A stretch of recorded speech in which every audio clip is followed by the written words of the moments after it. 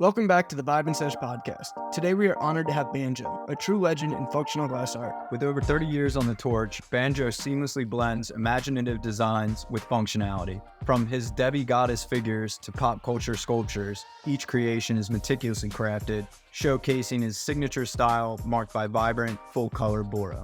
Banjo's work stands as a testament to the harmony of creativity and craftsmanship. Now let's dive into the mind of this seasoned artist and explore the world of functional glass art with Banjo. What's up? We're here with Banjo Glass, prolific glassblower, started in 1999, who rose up in the ranks and is now known worldwide for his combination of functional design and creative influence. Happy to have you here today, Matt. Glad to be here. Appreciate it. Thank you, man. It's really exciting to have you. You're one of the best in the space right now. I know that you started way back in '99. Can you give us a little bit of info on how you started and what got you really into glass when you first got going? Yeah. Well, I'll rewind just a little bit. I was going to art school, like a regular college, but studying art, and so I was into sculpture and photography and just all the different basic, art classes and directions you take if you go into the art department.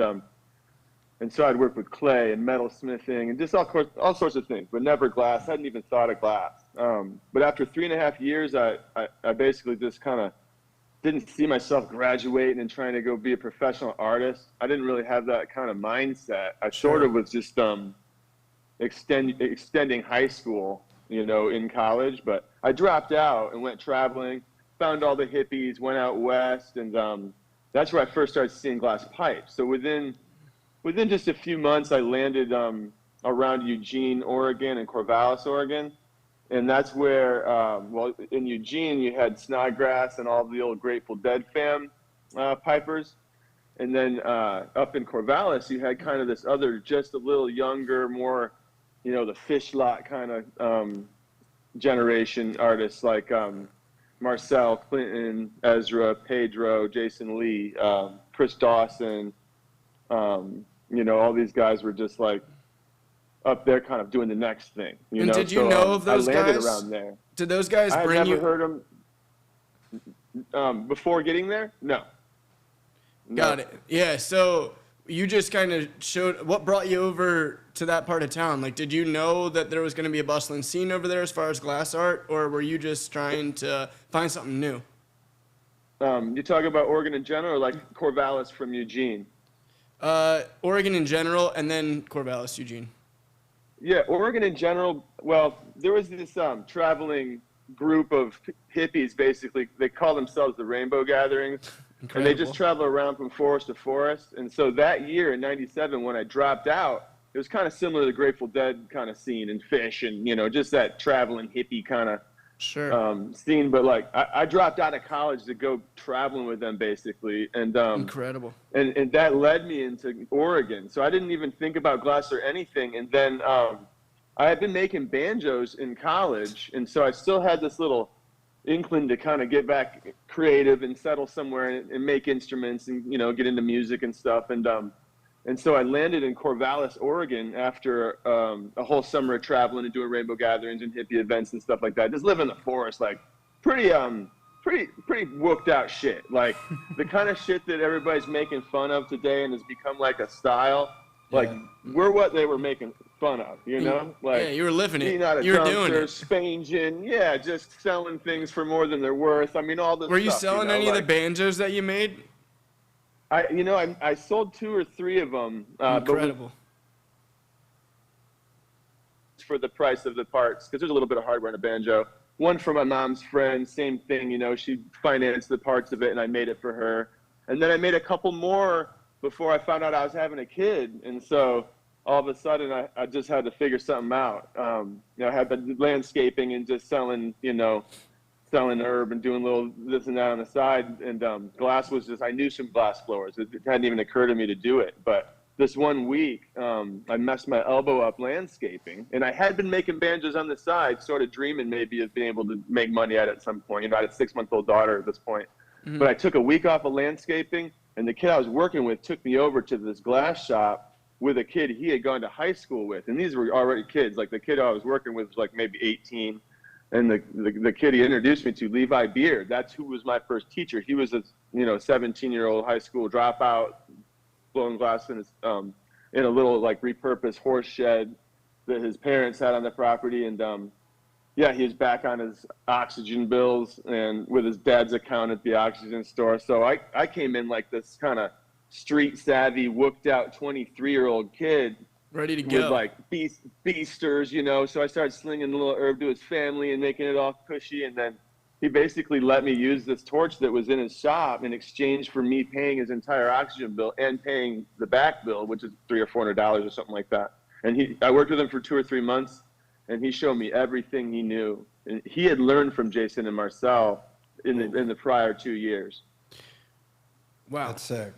What were like some of the first things that you were banging out? Like what went most on the lot, or just creatively what you wanted to do at the time?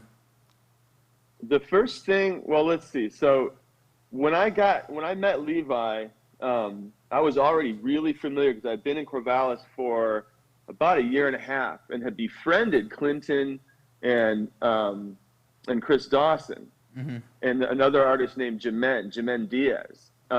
And Jimen, I think, learned with Ezra, and they all knew each other. They all lived in Corvallis. So I was familiar with their work by then. When I landed in Corvallis, I found out about the Heady Glass because I was just kind of like this scroungy hippie kid that came into town traveling. And do. Yeah, I can picture it. Yeah, and then the Heady people in town had these baller pieces on their table. So they had the Marcels and the Clintons and the Jason Lees. And like up until then, I had just seen like, snotty stuff and the old school spin and rake, just a little more like Deadlock kind of vibe glass, Were you going by Banjo then, or were you just still like that? Was that your moniker out on the streets? Yeah, I picked up the Banjo nickname immediately when I went traveling, dropped out of college, because I made a banjo in college, like right before I dropped out, and then I took it with me traveling and learned how to play it. So everywhere I went, just a banjo guy, hey, banjo man. And so I just started, that became my road name. And then by the time I started blowing glass, everybody had nicknames already, or cool names at least. Yeah, right. Marcel, Clinton, Pedro, Jason Lee, which sounded like a skater, so we thought that sounded cool. Yeah. Ezra's a pretty cool sounding name.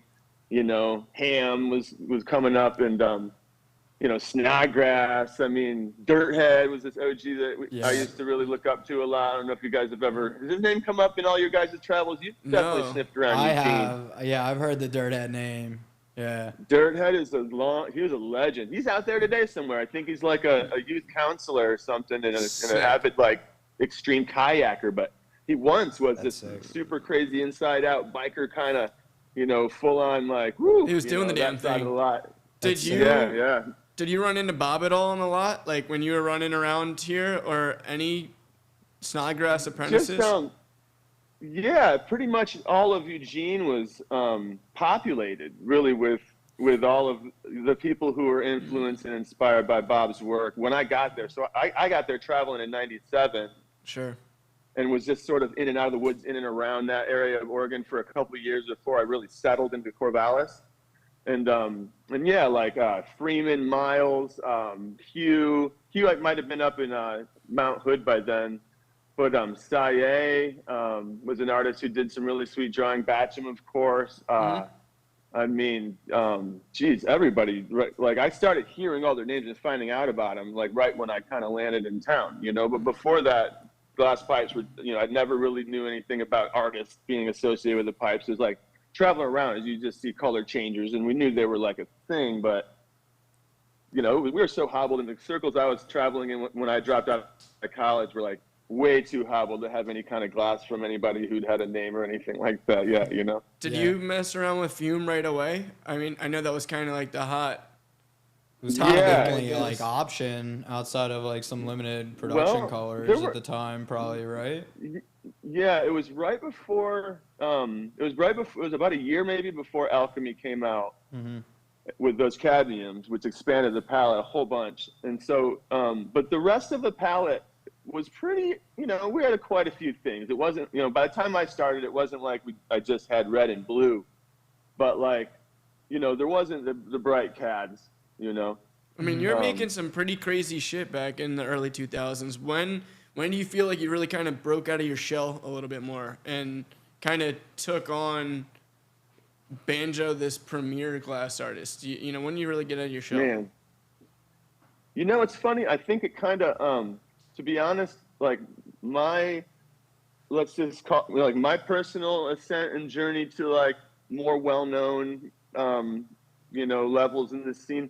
It kind of just paralleled the scene and the progression, the growth of the scene at large, because what I saw as I was getting more attention was there was another 10 or 15 of us that had been working really hard, right? And some of us had been around since, before me. Like this included some of the people before me, as well. But at some point, all of us started getting a certain amount of, but that would have been like a certain amount of fame and respect, at least within our own community. Sure. Internet obviously was playing a huge part because, I got to have just a couple years of glass before, when it was really almost all in real life, and then like the growth of it, the community, and the growth and the pace that the art progressed, it just rocketed with the chat rooms and glasspipes.org and would you Coke interact City and things like that. Would you go on these forums and stuff? Yeah, when did it start like transitioning late. off the lot into that platform for you? That would have been the early 2000s. Yeah. And before that, like in the 90s, there was a little web presence. Like Alex from Heddies.com had a website that, Heddies.com, and right. he was buying work from Jason, Ezra, Pedro, Clinton, Chris Dawson, Marcel, all those guys and many more. Yeah. So like, I remember just sort of like someone keyed me into the website and there was nice pictures. It was like, whoa, because I come from art school, and so I had at least an appreciation. Like I noticed, well, that's a lot different than like just the color change and spoons and stuff that we had traveling around. So there were some guys that started before you. Well, who were some of your early inspirations in glass? Yeah. And who did you strive to be like, or maybe better than, or yeah? Man, all of the above. Sure. Let me see. Let me take a drink of water on that. Yeah, absolutely. Well, and both glass inspiration and out. Go ahead. Yeah, so with glass first, like in order of appearance, it would have been Clinton was the first person whose glass like blew me away so much that it was so different than other glass, Right. Because I had seen a lot of glass and I befriended a few glass blowers by the time that we met. And, I'm going to have to say, too, the intention and the lifestyle and just the way Clinton was living was similar to how I was living. I had a young family and we were just up in the woods kind of doing, doing the damn thing. Doing hippie shit, yeah. Yep. And, like, Clinton's out there with his moccasins and a flute and, like, with an intention of, like, ceremony with the pieces and smoking. Like he'd have gatherings and parties and stuff that were just typical awesome parties, Sick. But like there was always like a little fire dancing going on or a little bit of drumming, and it's like, so I met him and saw his glass and saw how it was like his lifestyle and his interests were so reflected in it. That was the first time I noticed that connection, because before that, all of the glass was just beautiful and psychedelic, but it all was beautiful and all was psychedelic. It wasn't quite like no artist I had seen yet had quite refined in. Now, right around the same time, Marcel was doing sea life stuff. And so, in a similar way, I kind of noticed that, too. He would have been, next probably.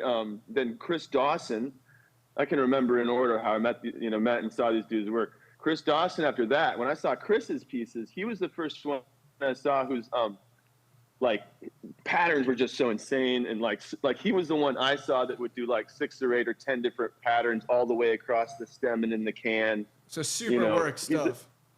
Many different patterns from many different poles, Sure. So Ezra at that time he had taken like one line pole and cut it all up and wigged it into 20 balls and put them all back together, So Chris Dawson was the one that, there'd be a honeycomb here and a this there and inside out, all kinds of weird stuff, really exploratory.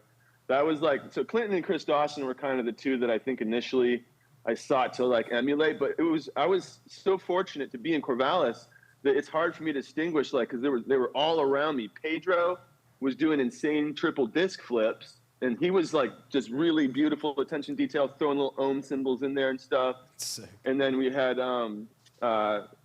Jason Lee was pretty much mastered fume and had been craziest fume and reticellos and everything else at that point. You know, again, this is before we had any colors, but sure. So it's hard for me to point one out. I will start with Chris and Clinton, but and you know, I should say Jamen Diaz was probably my closest friend that I knew really on, because he had a kid too, so we were kind of a little bit lined up on that level, and he would let me come in the shop before I even got going. So throughout it all, he was just as heady as the rest of them, but because he had a family and was supporting the kid, he had a girlfriend with a kid, he was already doing like heady production and just busting business, where all those other guys that aforementioned were totally single, or, you know, girl, whatever, having fun, young dudes, like going to shows, no real responsibilities. So maybe that probably contributed to the freedom to be able to go off and make some of that really exploratory, whimsical stuff, even before there was much of a market for it. Are you still in touch with any of these guys? All of them. And are they blowing? Yeah. Are any of them blowing still, or not really? Well, Marcel's still at it. Jason's still at it. Yep. Clinton's been totally on the rise and picking back up after, you know, losing his house to the fires and all that shit. Right. And like, you know, Clinton's actually been busting out like more than ever in the last, you know, year or two. Too. Some very creative, so inspiring pieces. I just grabbed his most recent one. It's like an infinity pipe that he did, and then he electroformed it. Oh, you grabbed that one? Yeah, I grabbed it. He put fume on there, electroform, and it was an infinity pipe. One too. And I was like, dude, I don't even know how this guy put this thing together. And then he threw every tech under the bus at the thing. So that's really, like, it sounds like that's what you were noticing most too, is like the guys who were like layering technique on technique on technique, like really flexing on it. Yeah. Man. I just landed there in the way I see it, and you know, I landed there in Corvallis, and I'm not the first to make this this analogy. I think Robert Mickelson almost 20 years ago noted that like those guys were like the Z Boys compared to Eugene, which was kind of like barefoot banana skateboard doing handstands and stuff, you know. Corvallis was like going for the lip, kick flipping over the lip, you know, for anybody familiar with the progression of the whole skateboarding thing. But like, I was like, I was aware in Eugene, but I just landed in Corvallis, and once all of a sudden I had to blow some glasses to figure out how to do something not illegal to try and pay for my 6-month-old kid and my young family. You know, the guys around, that was the glass that was around their headies around the table, you know. I wanted to be every single one of them one way or another. Like, I could look at just about anything I do and probably notice a little something in every piece I make that came from one of those 6 guys, you know. And when did you find that you kind of went from looking at their work and looking at these guys as in their own level to kind of being equals, you know, or looking at them as peers? You know, it's funny. Basically, by the time I got to work with each one of them, finally we're peers. And that just happened only a couple of years ago with Jason Lee. So I saw you that. can imagine that, like, that black and white one. Yeah, it's fucking nuts. You know, it's one of my favorites. Like it you know, and also because he's kind of like my granddaddy. Like he taught the kid that taught me, you know, my whole foundation. So much of the knowledge I got came from him. I had this old contemporary lampworking book by Scott Banjo that was Jason's, I remember, and I just like cherished this book. It was like a holy script, you know, but it had so much stuff in it that was really foundational that those guys up in Corvallis were paying attention to. It had info, it had Mickelson's work and Mylan's and Lucio and, you know, the German montage. All kinds of techniques are in that book that spread out into the Corvallis guys' repertoire that it just wasn't noticed or picked up on yet before that. So, you know, that was also an interesting meld. Like right before I started, you know, you had Marcel learning from Brian Kirkfleet. I think his name looks like it's spelled Kirkfleet, but I think it's Kirkfleet. But Marcel learned dichroic and cane and ribbon and stuff from him, and that he was a traditional boro worker, so to speak, not a pipe maker, you know. And anyhow, yeah, it's the late '90s. There was so many different threads weaving together. So now rolling into the early 2000s, I know 2003, 2004, you have Operation Pipe Dreams. Did that impact you at all? Was that a big thing for you? Did it? Yeah, it was scary for just a second, but I was someone that I was already making pretty big one of a kindy kind of pieces, or trying to. Sure. So I wasn't someone that had like 50 pipes to move every week to a different shop. Right. I was spending all week on a piece and had all week to try and find a shop to buy it. Because back then, for the most part, at least for me, most of the heady pieces went to shops all the way up until like the hash, revolution of the early teens. But like in those days, not a whole lot of customers would spend more than a few $100s and then bring it home and smoke it. Like, I don't know. I think it's the same for most people in my generation, but yeah. So when that pipe dream thing did push it. Oh, sorry. No, I know you were making like motorcycles and really sick dries back then. I mean, what did your pieces look like that you'd work on all week long? I mean, were you doing Debbie's back then, or no? Not even close. Sure. At that point, it was like, I guess by 2002 and 03, it would have been just really highly, lots of reversals and horns and discs and stuff like that. Sure. I hadn't quite pushed over into a whole lot of representational stuff yet. Those bikes came a little after that. Those were sick. But, real quick back to that pipe dreams thing. Yeah. Go ahead. Oh, sorry about the delay. I was going to say the pipe dream thing helped a lot of us that were already kind of making headies, because it forced us to like go back to the streets in a way. And so a lot of people who were selling work, like going to festivals and getting together in person and actually meeting people who were buying actual pipes. Like, because all the stores and the big businesses got hit and got scared and were told not to keep working. Like, all of our major distributors were tapped on the shoulder by someone or another. And then they were just like, we're not buying. So in a way, it pushed all of us to kind of together to, it weeded out a lot of folks that weren't wanting to work as hard, I guess, for a second there. And so were you selling directly to your customers? Good because of that. Were you going directly to your customers? Back in customers being shops, I guess. Right? I personally didn't a whole lot, but even with the pipe dreams, when I lost my buyers who were wholesalers, I then went to like homies I knew who were traveling around and in different scenes. So I still kind of had a little bit of a split though, between the customer base and me, except for just your friends that are around you and like, hey, let me get a hammer, like. Yeah, but here you go. Sure. As far as big crazy things, that was always a little bit separated. I was having more and more kids and stuff all the time too, so I was it was like there's only so much room for a bunch of wooks partying in the yard with like a new kid coming every. Yeah, how was the dynamic at home? Like, could you set the scene for us a little bit, raising all those kids and like what your house looked like, what your shop looked like? A lot of glass, a lot of kids, how you managed all that. Yeah. It looked like a constant festival pretty much 24/7 for about 20 years. Incredible. Yeah, and this was all out in Eugene then? All around. We started, I had my first kid up in Corvallis, and then from there to Eugene, back to Eugene for a while. And we were just around that area for quite a while. I went to Humboldt, and so we were in Arcata, then Southern Oregon. So I had 3 more kids in Southern Oregon. So for quite a while, our community was Darby, Yush, Luna, myself, Lisa's Pieces. Yeah, that was a great time. We were there for a few years in the mid 2000s, and then I went back down to Humboldt for a few years and back up to Oregon again. Now I'm in Arkansas. Yeah, what a And did you always have family support the whole time while you're glass blowing? Did your partner ever look at you like, what are we doing here? Or well, I was already pretty much deep into glass by the time, because I have 6 kids, and one of them, my oldest, is with my first marriage. Sure. Mm-hmm. And my wife and I now, we've been together 21 years, I think, 22 years. We have 5 together. And so I started when my oldest was 6 months old. So by the time I met my wife, I was already like into glass pretty heavy for about 2 years already. And she could already see, what she was getting into. How'd you meet your current wife? She's a sister of one of my best buddies, Obi OG, another glass blower out in the world. And he actually, it's another sidetrack, but he learned a lot from Ezra and Marcel. So Obi was also an early teacher of mine and friend of mine.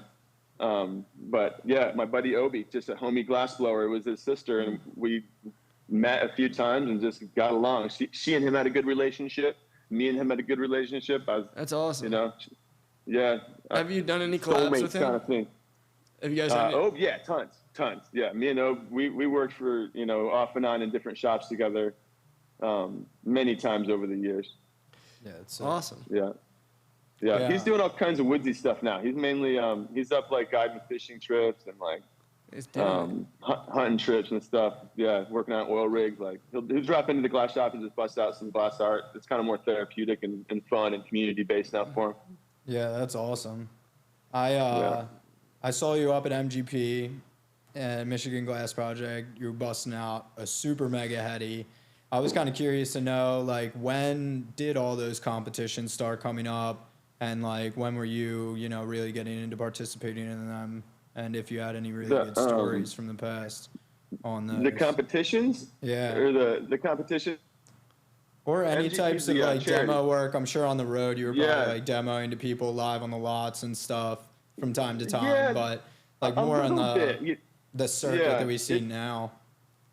I saw some of my first glass blowing in those circumstances of just like some people had drugged like a K-tank out into the woods, you know, during a fest and making some hammers or something, you know. Yeah. But by the time I started blowing glass, I had sort of the whole traveling lot thing was in the past a little bit because I just started having all these kids. And so for me, it was like, okay, we locked in. That's like I said, that's why the whole house in the yard was kind of like a permanent festival for all these years because we didn't get to quite go out as much anymore. But the Pacific Northwest and around that area, it's, you know, Eugene and Country Fair and all that stuff, it's already like a constant rainbow colored, you know, just psychedelic festival, even like downtown at this point. Yeah, I've heard stories from some guys who've taken your classes over the years and like the experiences that they have jamming out and learning a lot. You know, out in Eugene, probably mostly in the past. Are you kind of holding some of those classes now that you moved out to Arkansas again? Yeah, I haven't yet. We did one here last year, and I built this studio up to be able to, but I'm just kind of polishing off the final thing. And yeah, I hope to maybe not too long after the new year. So it's pretty monumental you leaving Eugene. I mean, it was such a hub, I think, for glassblowers. What was the main reason you got out of there and moved to Arkansas, and how's it been now blowing glass now in the Ozarks?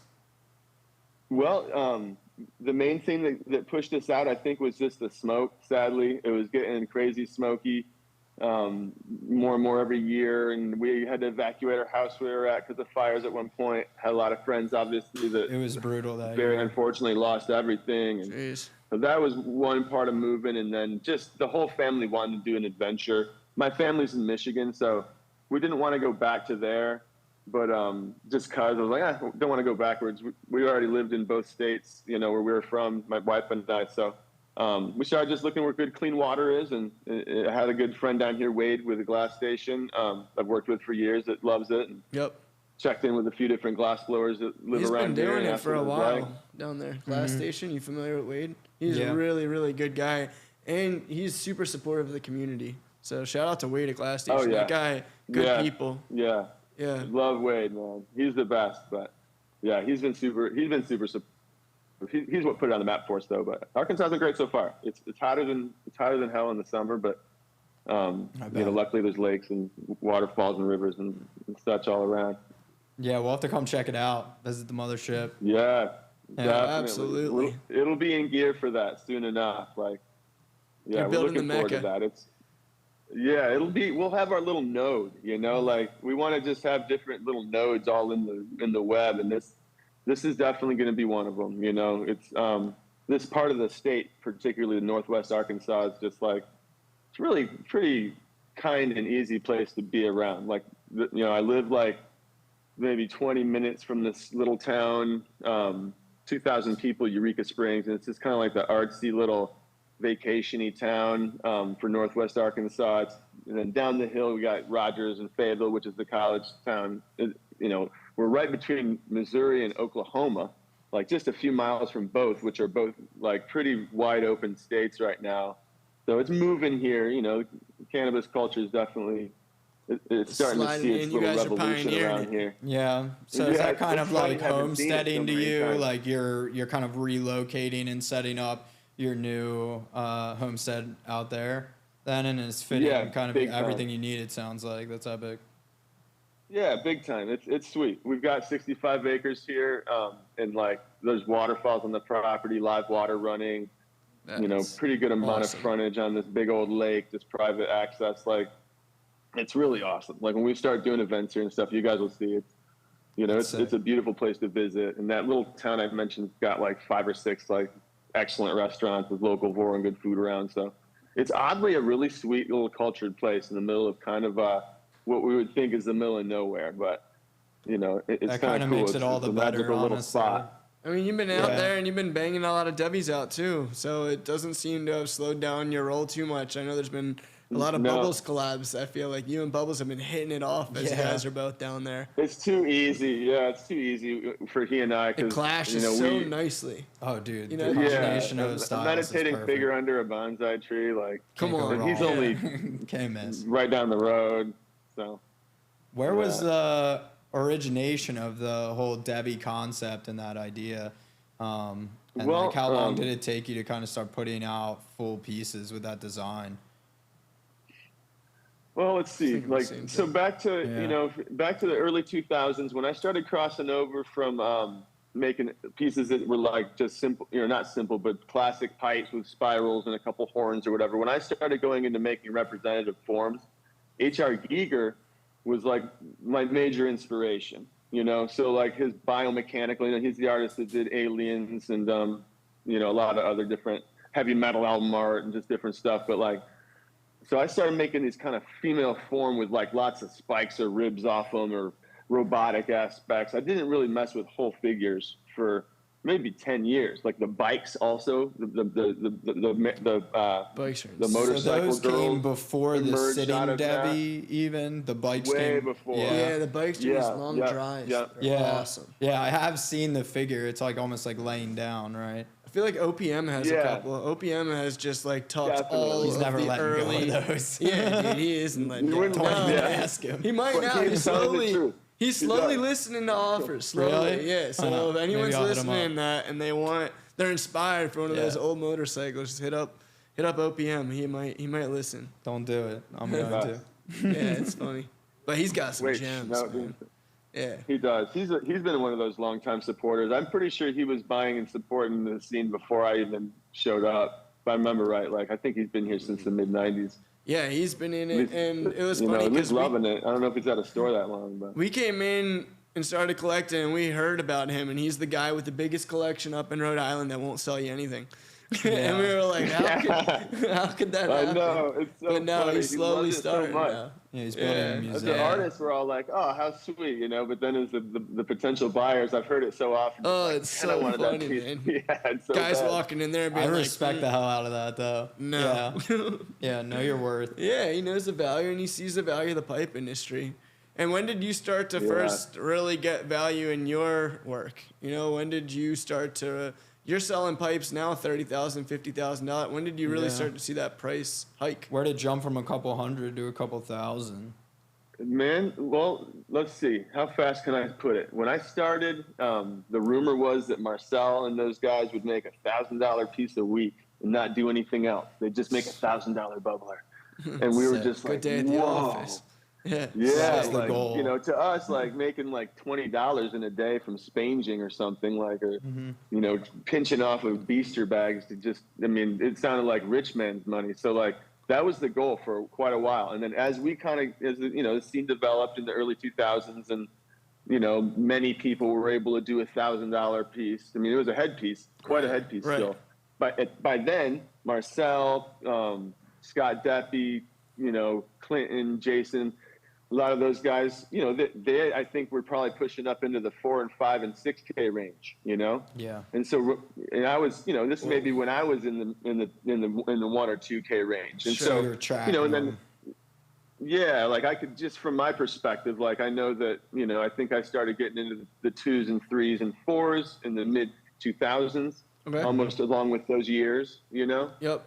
And then like I think we remember that there was like an 18K it's funny, whatever, we're on a little podcast. I always avoid talking about all this shit on interviews, but this is like informal. But like, we remember there was like a, there was an 18K Deppy piece, I think, maybe in the mid to late 2000s. And so that was kind of like a benchmark we were all thinking about. I think it was the Eye of the Flame, the big red with dragons, him and Ivan, if I'm not mistaken. Or maybe it was another one and we just heard that he had sold one for that, and I assumed it was that one, but that number stuck, and that was like twice what anybody had ever even gotten. So that was the mark for quite a while we were all thinking about. And then, yeah, for me personally, I started reaching those areas with Boba Fett helmet, and then the Darth Vader helmet. And then when I started making all those Transformers, those were all in that range also. The R2-D2, and so was sick. Yeah. That would have been all in the late 2000s for me and early teens. You know, just before, let me think. Started to hit. Yeah, what was Hash doing at that point? Yeah, actually, Hash wasn't even hitting yet. No. Boba Fett helmet is a flower piece. And all the Star Wars pieces, come to think of it, I think we're all like stemlesses and flower pieces. Wow. So that would have been put him at like 09 maybe or 10, I guess. R2-D2 pop up recently, maybe a year or two ago. The guy was testing offers. That was my first time even seeing those kind of pieces. Yeah. I didn't see anything like it. And then they're like, "Oh, there's this R2-D2, correct? You did the R2-D2, right?" Yes. Yeah, and they're like by Banjo, and I think he had it marked at like 100K. And I was like, holy shit! You know what? I think I saw that on Facebook. Yeah, it was on Facebook. Yeah, I was like, dude, I've never even seen half a piece the comments like this. were like fair price, like they got it, they understood the market. Other people were like, what the hell is this? And that you had a couple of elbow collabs in there too that were like monstrosity pieces.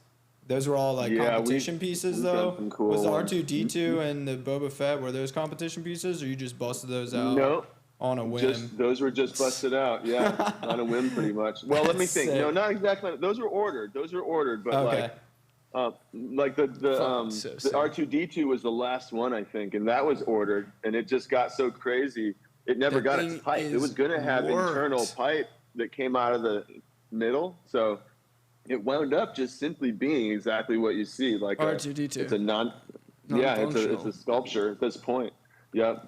But the Vader and the Boba Fett, the Vader was in order and the Boba Fett was in order, a loose order. By the time, like, it was something Star Warsy and Boba Fetty was the order, and so I was like, and then I made the helmet, saw the thing at Halloween display at Kmart with the kids or something, and bought it and brought it home and just went to building. Like, really, that whole building style for me started with, and a lot with that actual piece, like building the framework and then having the lace work in between. And stuff. Yeah. You know, like to fill the paneling and stuff, like to build that. That Boba Fett was pretty far back in that style, you know.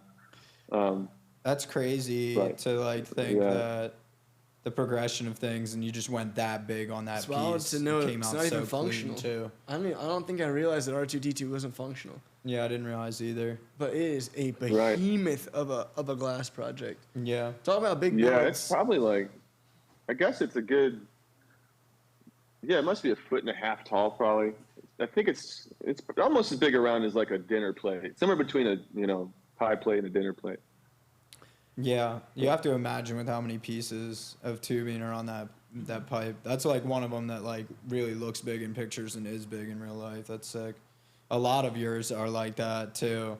I know we've hit our fair share of W's over the years. Hit a lot of W's.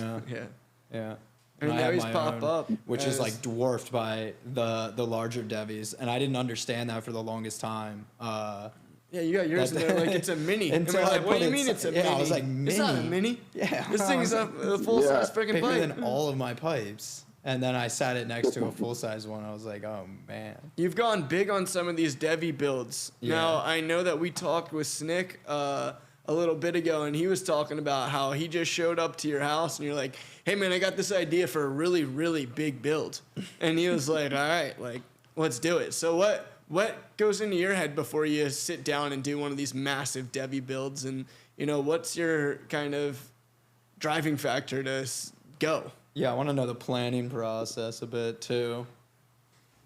Well, for that piece, it was a big shovel full of some mimosa on top of a dank bowl in the yard, and it came in real clear. And then Nick came in like the next day. I'll just be candid.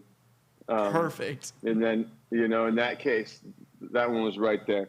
But, and you saw it? You knew how big you wanted to go before he got there, and you knew what he could do and what you could do better together? We tried to go way smaller. Like that grew out of hand, but the imagery of this escalated really quick. Yeah. That happened all too soon at that point too, because that was one that was on a whim too. And it's funny because we just sold it last year. We held on to it for 6 or 7 years. That thing went around with you a little bit. Yeah, I think it served us well, like having it and being able to share it. Like hundreds of people got to see it, and it's kind of cool. I miss her a little bit, but it go to a private collection, or did a gallery grab it, or what? Where'd it go? Yeah, Head High Farms, a buddy of mine, and he was getting ready to start up a gallery. So at some point, it's probably going to be a centerpiece of like a gallery dispensary type Perfect. Perfect. Scenario. Yeah. And yeah, cool story. Like the guy who grabbed it too, he had some crazy experience where, let's just say, some vision appeared to him, and he ended up getting it tattooed on his back. And then he came and saw the piece, and it was like, that's it. And then he turns around and shows me, he already knew the work from the internet. He had seen the piece on the internet, but when we met at a trade show, he showed me his back, and he had like a pretty close detailed tattoo to it. You can tell he didn't like tattoo it on him, like he would have just done it exactly, but it was pretty, so that was. You're like, dude, this is fate, man. This is your pipe. Let me know when you got the bread together. That's awesome. Yeah. That's awesome. Yeah. That's the craziest story I've ever heard. What are some of the crazy stories that have gone down when you've been collabing? Have there been some mishaps, I'm sure? Any crazy mishaps on some big builds? I'm going to have to. I mean, I wish I had more excitement to share right now, but we heard a story about you collabing at a tipper show the other day too. That must have been pretty wild. That was pretty sweet. Yeah, I can't say there was anything like insane off the rails about it, but it was off the rails in that we were at the Eclipse event, and with our things set up right next to Tipper, and he kept coming and hanging with us behind the glass booth. He had never seen glass before. Wow. That must have been it was pretty sweet experience for him. Yeah. And he never even like leaves from behind the stage. So like it was just a trip too for everybody hanging, just to have him right down there mingling. And he was able to come down and hang a little bit because he had the safety of the glass torches, and we're all right there, so he could come hang without getting mobbed. That's dope. Kind of funny to watch, but it was sweet. I mean, we were blowing glass up into had torches going even during when it turned dark out and stuff. It was cool. That's now sick. I've seen that crazy Team Japan Devi that What's Up Mikey has. What was the story behind that one? Did you go out to Japan? Have you gone to Japan and blown at all? Are they bringing sections to you, or what's going into these beasts? In that case, they actually, they hit me up because they were having their Japan show. Sick.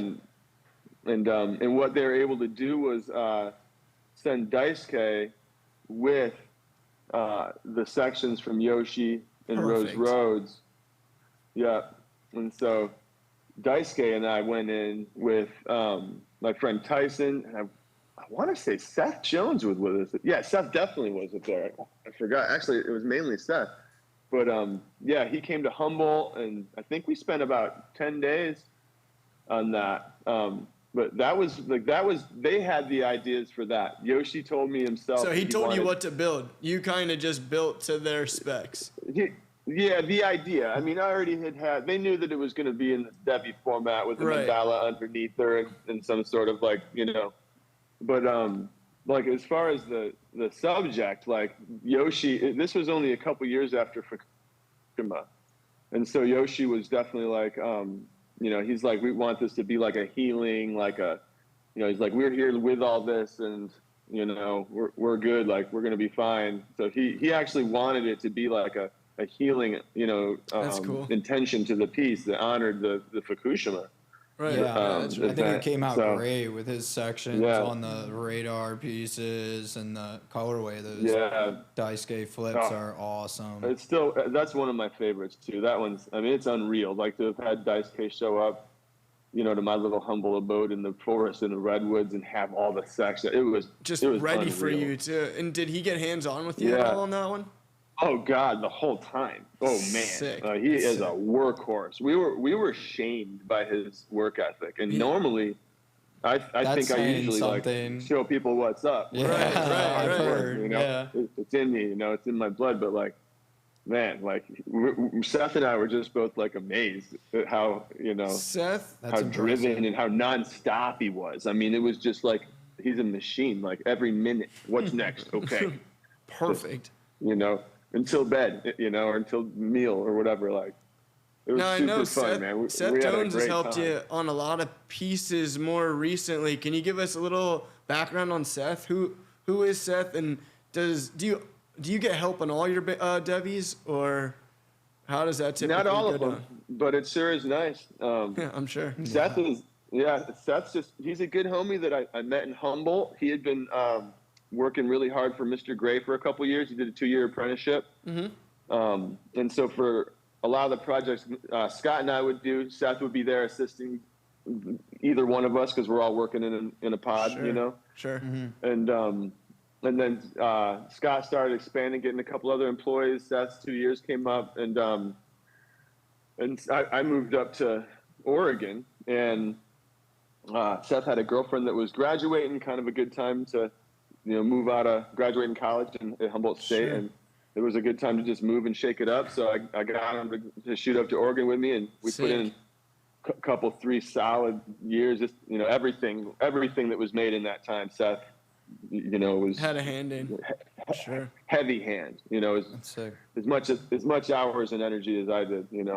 He's the man. And I've gotten to work with him just a little bit since when I decided to move and do this little adventure down to the Ozarks.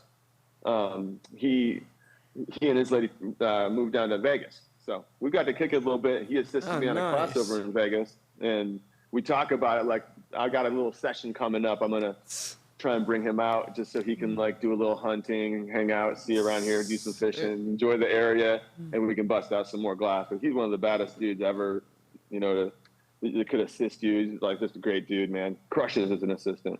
On that topic a little bit, what are some of the stuff you do outside of the glass shop? Do you hunt? Do you go fishing? What do you like to do in your spare time?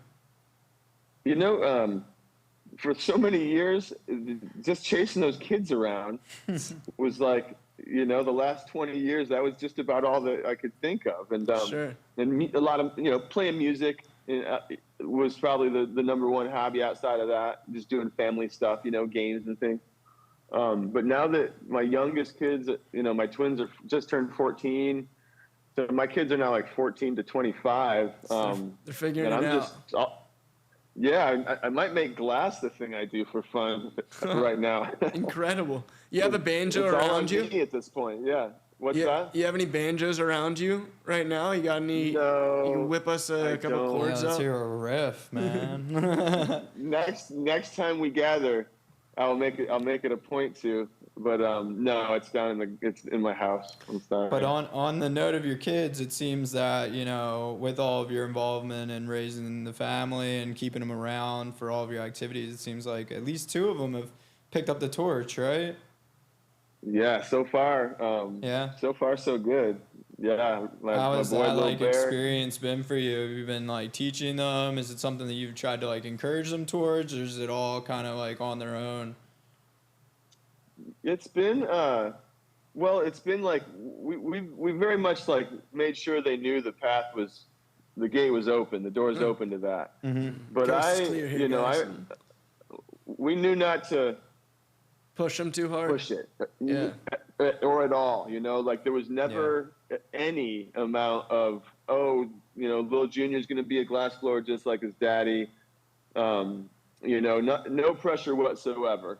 I've watched rifts develop between, traditional dads and their sons who they wanted their son to be, the football glass blower. star like he was, or the big high-powered lawyer when the son wants to be, or who knows what, you know? And glass is the same way, obviously, because glass is so cool. And when you do it, you're just like, this is so great. You want to share it with your kids.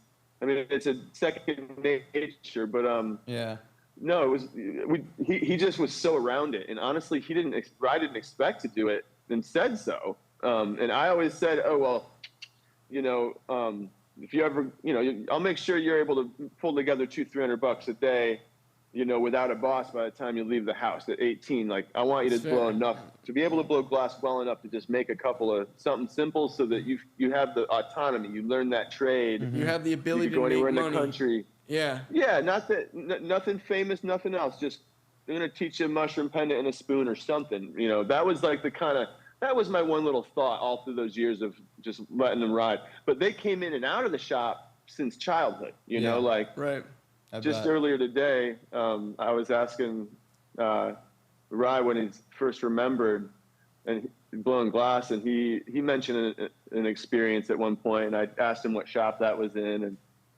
and he told me, and and I told him, I was like, I have photographs of you blowing glass at the shop before that. What shop was it? Even earlier than that? Earlier than his memory? Yes. His memory goes back to Humboldt shop, and I have photographs of him blowing in the Southern Oregon shop.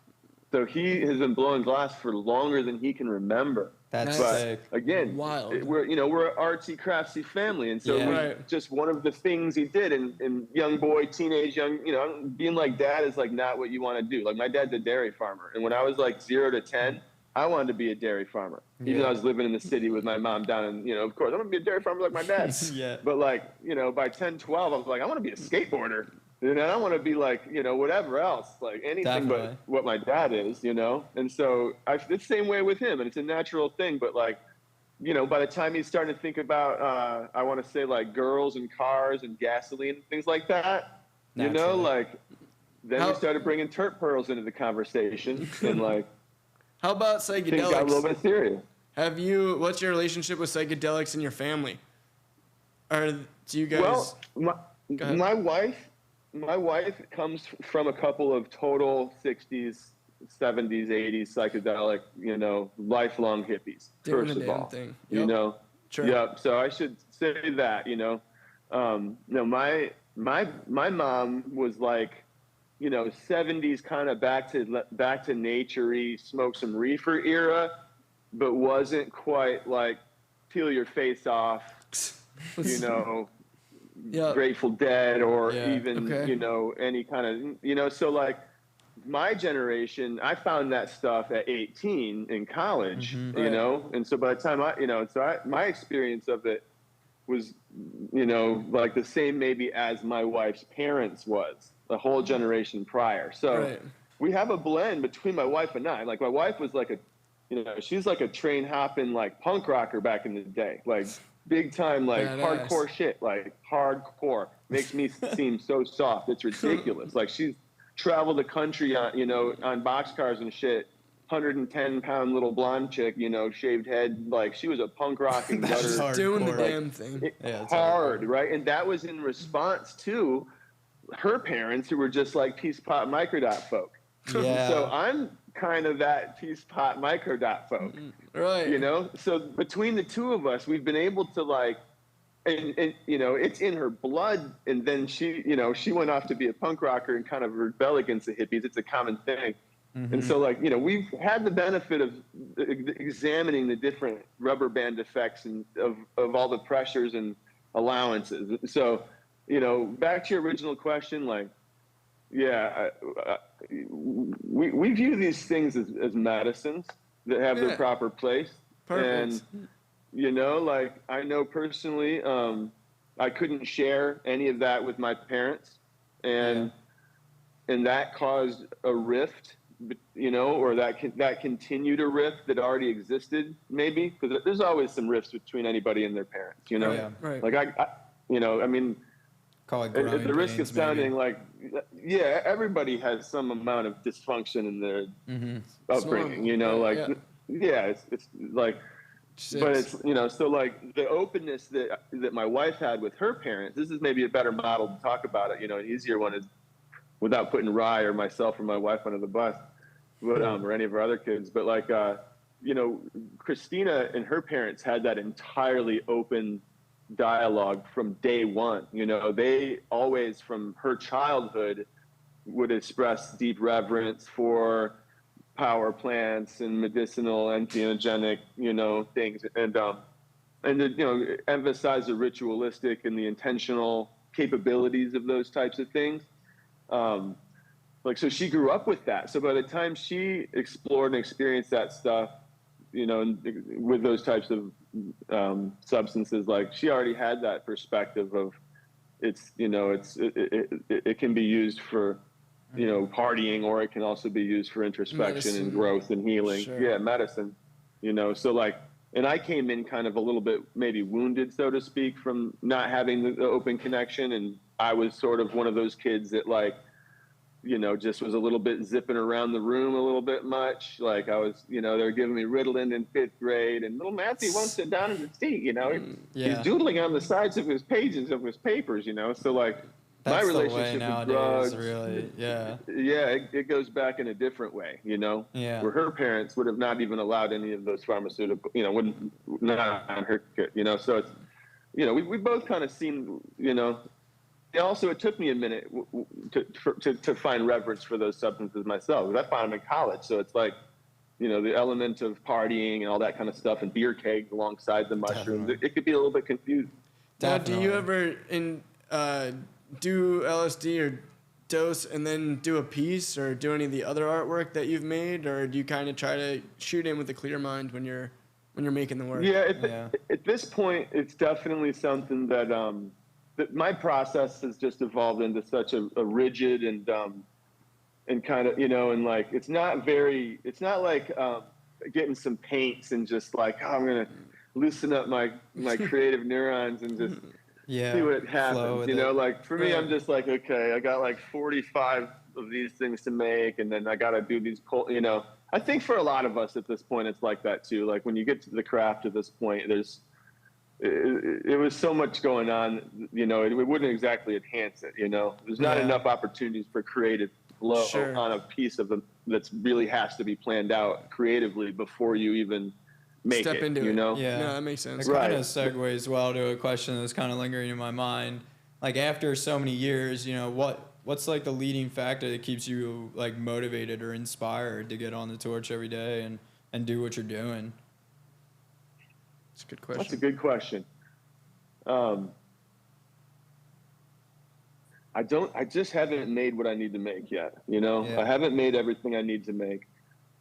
Much of what I've made has been really, really tied to trying to create material abundance, to raise my family, to be able to have like the best food, to be able to have all the freedom in the world to be as available to my kids and mama as humanly possible, considering that I'm a totally obsessive artist, you know, who works 40, 50, 60 hours a week still after 23 years. But like, you know, like, I didn't make all the things I came to make at that point. I hadn't lived all the life that I came to live yet. And so now, you know, and we touched on this a minute ago, like, what am I going to do with my free time? Aside from get my gardens and my orchard and, you know, just all of my stuff on point, aside from just trying to beautify and make this environment that I live in nice to be at and nice to visit, right now I am thinking about glass again. And it's the craziest thing, because I had it in a place where it was like, I'm just making, you know, all of my devis, almost all of them were custom ordered. Like, I mean, there's maybe 60 or 70 of them out there. And like, I think probably like maybe 10 of them were ones I just decided to make for my own reasons. And of those, only, I mean, maybe 5 or 6 of those were just simple little 1 or 2 color devi I just made because I was like, I need to get the stock up. So really, there's, of all the craziest devis you've ever seen me make, only I think 1 or 2, 3 of them maybe 3 of them were like full on heady devi, what I want to make without somebody what asking are those for 3? it.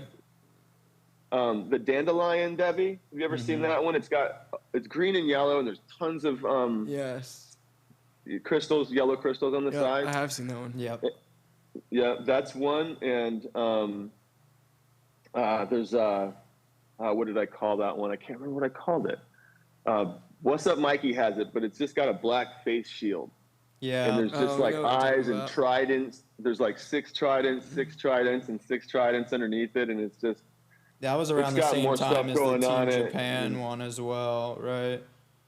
The Japan is actually earlier. They're very similar. They're both chunky and similar, but no, there's some years between them. The Japan one would have been, I think that was 17 is when they did that, and then the one with the face mask, like. I saw both of those at the same time. Well, because he has them both. Yeah. That makes sense. I saw him from Sam originally. They're like, we saw him over his basement, and it blew my mind. He's like, "Yo, look in this room." I was like, "Whoa." So that's before. That's when Sam still had him over there. Yeah. Then. That's before Mikey even grabbed him. Exactly. Yeah. I forgot about that. Okay. Yeah. That was fire. Those are, One of my favorites that I feel like probably stood out to you too was the bot urn. That you made for for Keith, live resin. Exactly. Yes. Yeah. That's a pretty serious one. That's one of the most serious customs ever. Yeah. I mean, he has a very serious lineup too. He's some of the biggest ones that I've seen, and then that one stands towering over all of them. That most recent one. That AZ glass hat that I hit you on, that one was the one that got away. That thing was crazy. That one was balled out. What was that? Was 2018 one of your second work, your third most work, Debbie's? We were talking on the DMs about it. I remember. Yes, you were telling me that would be like, as far as like Debbie's, since I called them Debbie's, that's the craziest one. And as far as pieces that are crazy that have like a figure in it, a meditating figure or something, like only Freya and Isis really compare. Right. Crazy. And so it's hard to compare those three.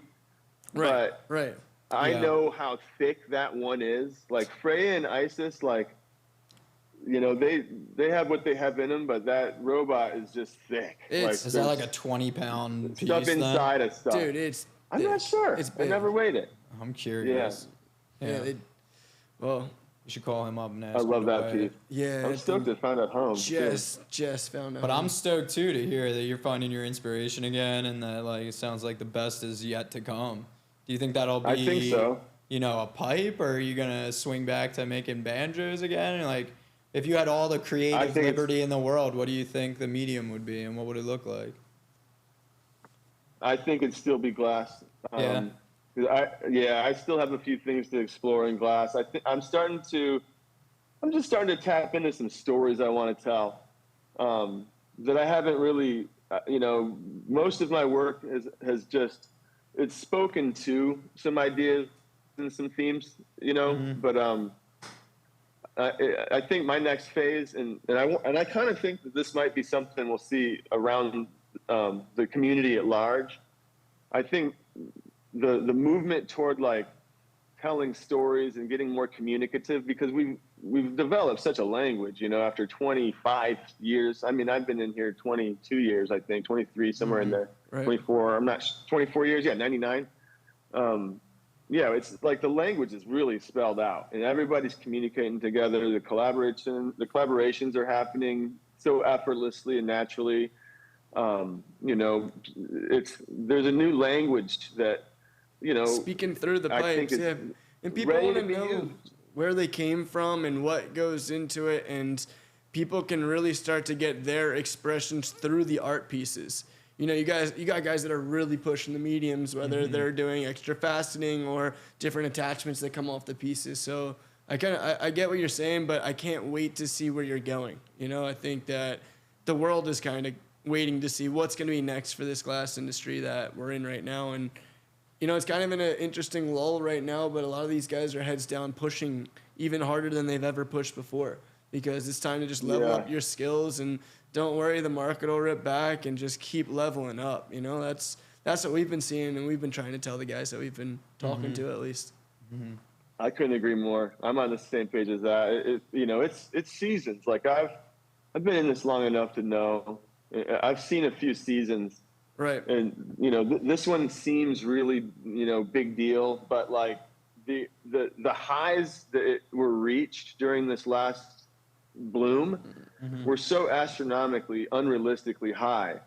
You know, to a lot in of people every who market, came in I feel like, man, it during wasn't that, just glass. I think you're right. It was like, Right, Yeah, no, we everything. we could see it again. I could see us seeing, even pushing through those highs. You're going to be making some of the I do. craziest pieces that the world's ever seen, and they haven't even been made yet. That's what you're telling us. I So don't even know what's coming. like, That's we're what going I to be feel like is smashing. my next hobby.